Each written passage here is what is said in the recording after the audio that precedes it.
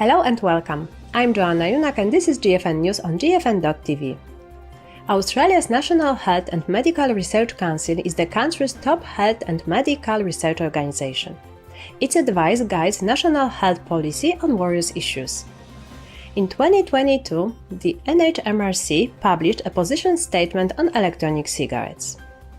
Last week, a review of this document by leading scientists was published in the journal Addiction and was highly critical of the NHMRC document. Dr. Colin Mendelsohn was the lead author of the review and will tell us more about their assessment. Hello, Colin. Firstly, can you tell us about the state of vaping in Australia? Hi, Joanna. Australia's taken a precautionary approach to vaping. So vaping is opposed by all levels of government and almost all health and medical organisations. And the media is also hostile to vaping. Australia's got the most restrictive regulations in the Western world. Nicotine liquid is only available legally with a prescription from a doctor and can be legally purchased only from a pharmacy or by importation from overseas. However, even the government has acknowledged that this approach has failed miserably. 90% of vapers do not have a prescription, and there's a thriving black market which freely sells unregulated products to adults and children. In response to this, the government appears to be planning to ban all imports and restrict vaping even further. What is the role of the National Health and Medical Research Council? The NHMRC is Australia's leading government health and medical research body and is highly respected.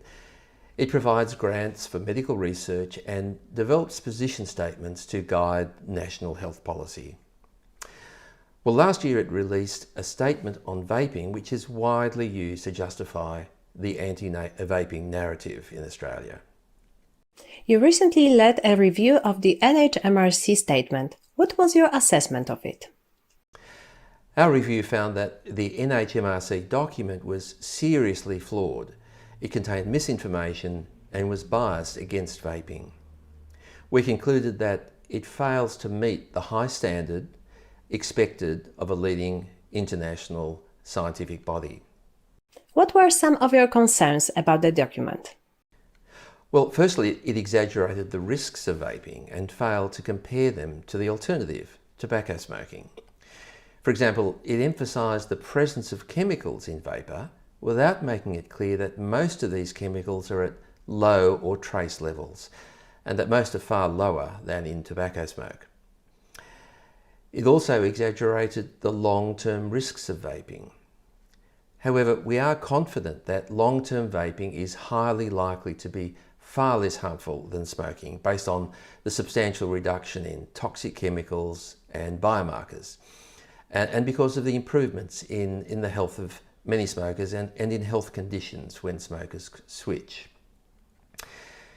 It also incorrectly claims that vaping nicotine causes seizures, the serious lung conditions EVALI and so-called popcorn lung, when there's no evidence for any of these conditions.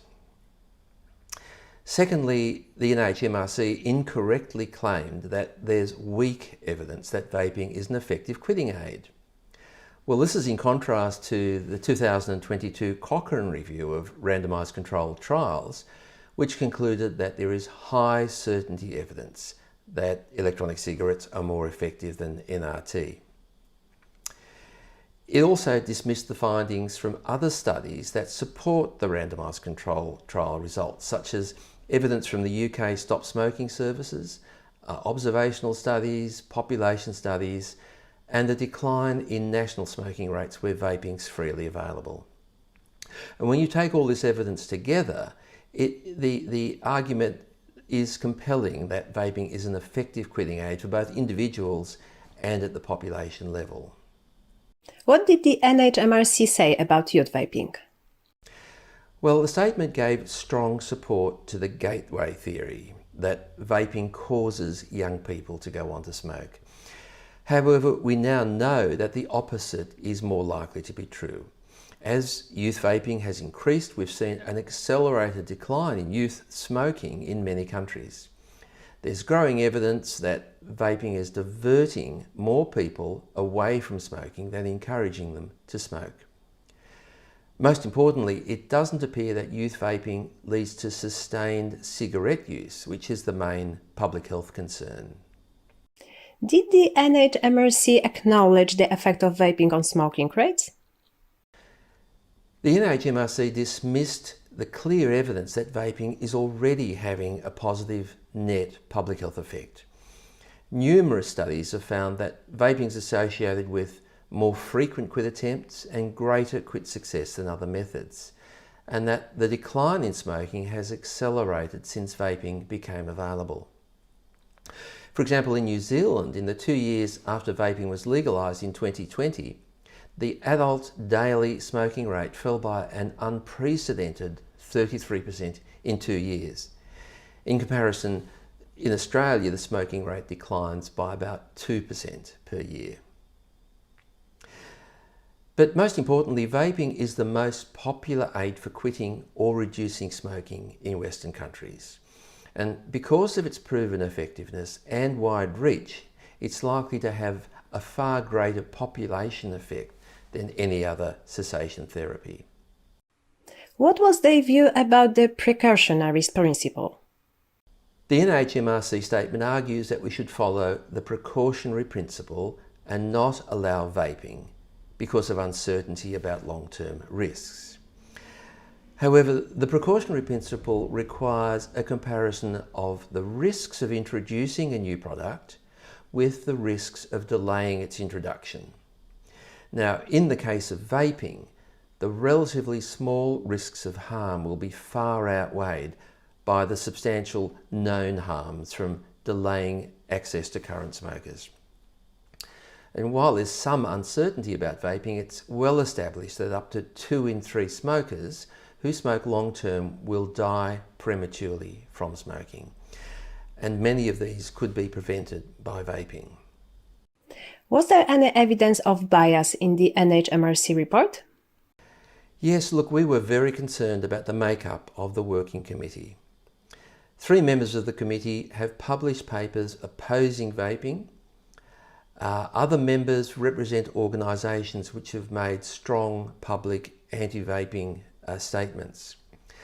No experts who take a positive view on the potential of vaping or even smoker or vaper representatives were included.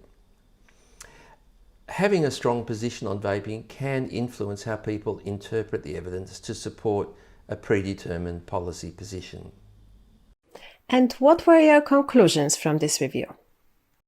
Well, we concluded that the report should be withdrawn and that an impartial review of the evidence was needed by a balanced committee with an independent chairperson with no predetermined views. Also, we think there should be a review on how such a flawed report was issued by a leading government health organisation. Thank you, Colin. That's all for today. Tune in next time here on GFN TV or on our GFN TV podcast. You can also find transcriptions of each episode on the GFN TV website. Thanks for watching or listening. See you next time.